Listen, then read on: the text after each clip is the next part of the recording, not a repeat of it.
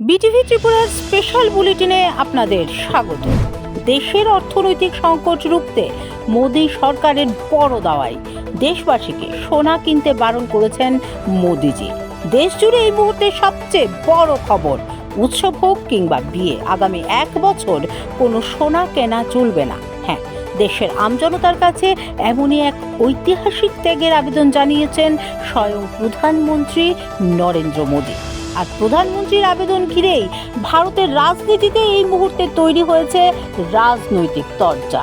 মোদী সরকারকে একেবারে তুলোধুনা করেছেন লোকসভার বিরোধী দলনেতা রাহুল গান্ধী। বিশ্ববাজারে হু হু করে বাড়ছে অপরিশোধিত তেলের দাম। মধ্যপ্রাচ্যের যুদ্ধ পরিস্থিতির কারণে ভারতের ফরেক্স রিজার্ভের উপর তৈরি হয়েছে মারাত্মক চাপ। আর এই সংকট সামাল দিতেই প্রধানমন্ত্রী দেশবাসীকে 1 বছরের জন্য সোনা কেনা বন্ধ রাখতে এবং 8টি সেক্টরকে ফের ওয়ার্ক ফ্রম হোম কালচারে ফিরে যাওয়ার অনুরোধ জানিয়েছেন।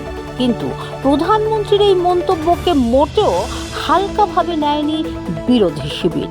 প্রধানমন্ত্রীর এই বয়ানের পরিপ্রেক্ষিতে রাহুল গান্ধীর সোজা সাপটা এবং ধারালো অভিযোগ, সোনা কিনবেন না, বিদেশে যাবেন না, কম পেট্রোল ব্যবহার করুন, সার এবং রান্নার তেল কম খরচ করুন, মেট্রো চড়ুন এবং বাড়ি থেকে কাজ করুন।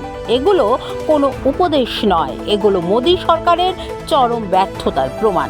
প্রধানমন্ত্রীকে কম্প্রোমাইজড পিএম বলেও তিনি আখ্যায়িত করেন।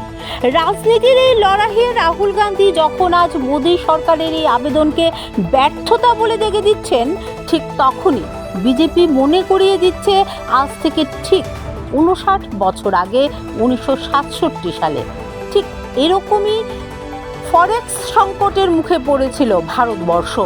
আর তখন দেশের অর্থনীতি বাঁচাতে স্বয়ং তদানীন্তন প্রধানমন্ত্রী ইন্দিরা গান্ধী দেশবাসীকে হাত জোড় করে বলেছিলেন, কোনো রূপেই সোনা কিনবেন না, এটি জাতীয় শৃঙ্খলার সময়।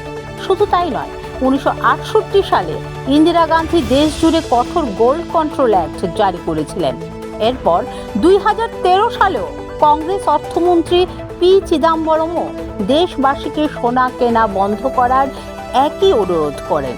স্বাভাবিকভাবেই প্রশ্ন উঠছে, 13 বছর আগে চিদাম্বরম বা 69 দশকে ইন্দিরা গান্ধী যখন সোনা আমদানিতে লাগাম টানতে বলেছিলেন, তখন কংগ্রেসের কাছে সেটা ছিল দেশপ্রেম এবং জাতীয় শৃঙ্খলা। তাহলে আজ 2026 সালে দাঁড়িয়ে বিশ্ব সংকটের বাজারে মোদী সরকার যখন একই আবেদন করছে, তখন তা কেন কংগ্রেসের চোখে স্বৈরাচার বা ব্যর্থতা হয়ে গেল? রাজনীতির এই সোনার লড়াইয়ে আমজনতা কার পাশে দাঁড়াবে? প্রধানমন্ত্রীর অর্থনৈতিক দেশপ্রেমের ডাকে নাকি রাহুল গান্ধীর এই ধারালো আক্রমণে? সেটাই এখন দেখার।